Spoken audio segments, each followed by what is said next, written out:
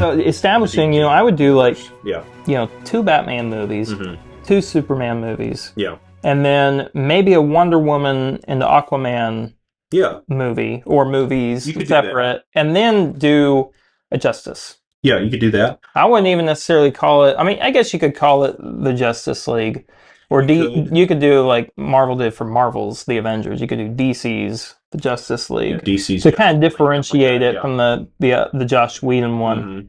But you really want to have your 3 core pillars. Yeah. Batman, Superman, and Wonder Woman. Exactly.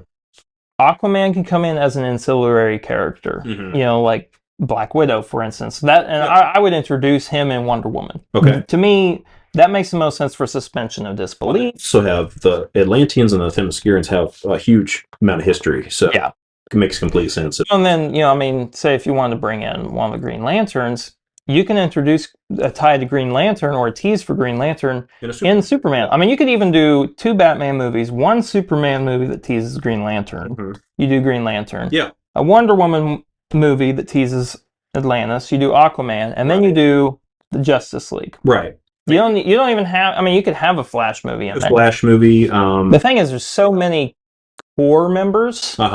That you're going to take forever if you do a movie for each one. I think that's why you select you do at least the 3 pillars. Marvel had 6 movies in Phase 1. Yeah. 2 of them were Iron Man movies, and then there was an Avengers movie. Yeah. But your core characters, your Iron Man had 2, Hulk at least had 1 movie before. Yeah. And then Cap and Thor had movies too. And that's the thing is, some of these characters in Phase 1, and that's the thing, so long as Phase 1's good, nobody's going to care how long it takes to get to the Justice League. I think you have a good 5 to 6 years. Yeah. I think that's how long your phase should be. I think for Marvel, I believe Phase 1 was 4 years long. Yeah. Like 2008 to 2012. You had like 2 movies coming out a year. 2009 was that weird exception. There wasn't anything MCU that came out that year. Yeah, but you had 2008 and then 2010, 11, and 12. Yeah. But I think that's because they were taking their time to write things. They were, because, early on, and I said this in a previous video, was that Kevin Feige, what was good about Iron Man was they treated it as its own thing. Yeah. We're not trying to set up a universe, and I think with Superman, they're kind of banking on, they're setting up a DC universe. Iron Man, they're not really worried about that. But in case this thing works, here's a post-credit scene for the Avengers being set up.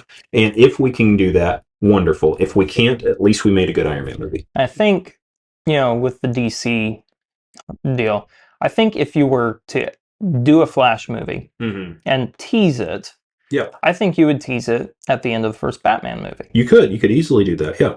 There's like some kind of, or just say some offhand of, have you heard reports of this thing that happened in Central City with the particle accelerator or whatever? And honestly, that could even be, because Batman's supposed to be the world's greatest detective. You could have him looking into this, streak or whatever they call it. Yeah.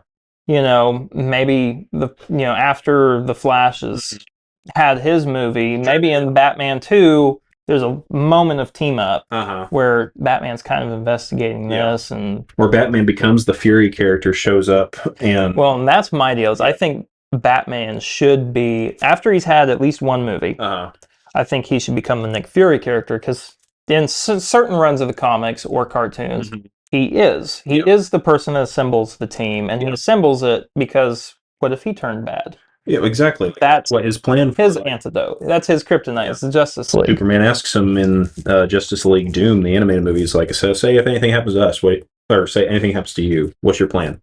I have a plan. It's called the Justice League. So so it makes sense, and of course he would keep tabs on all of these superhuman things, people coming out of the woodwork. So that could be a post-credit scene at the end of Batman is to look into this Flash. Yeah, it's just something that popped up, and he knows it, and he starts taking notes. Yeah. And then at the end, because you could do a Batman 2, and I would, so that you kind of establish some of the more fantastical things that he does. Like you could do a version of Bane that's like all juiced up. So you could do that, or you could do a Batman movie, a Superman movie, and then a team up with Batman and Superman. Yeah.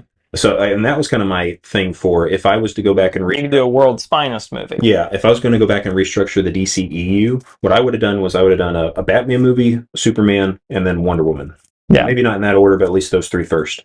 Then you do a World's Finest. That's Batman, Superman, Wonder Woman comes in as a mix. Don't start introducing these other Justice League characters yet, but establish their connection to each other.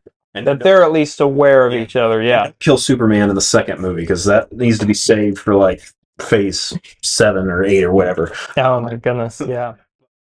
Thanks so much for checking out that clip from our podcast, The Assembly Cut. Always be sure to tune in and check those out, either here on YouTube or on Apple Podcasts or Spotify or your favorite podcasting app of choice. Before you go, remember to hit that like button, subscribe, and hit the bell icon to get notified when new videos, new clips go live on this channel. When you do that, it always helps us out and we greatly appreciate it. Go down in the comment section and let us know what you thought of the topic we discussed here today. Hope you all have an awesome and a fantastic day, and we'll see you in the next video.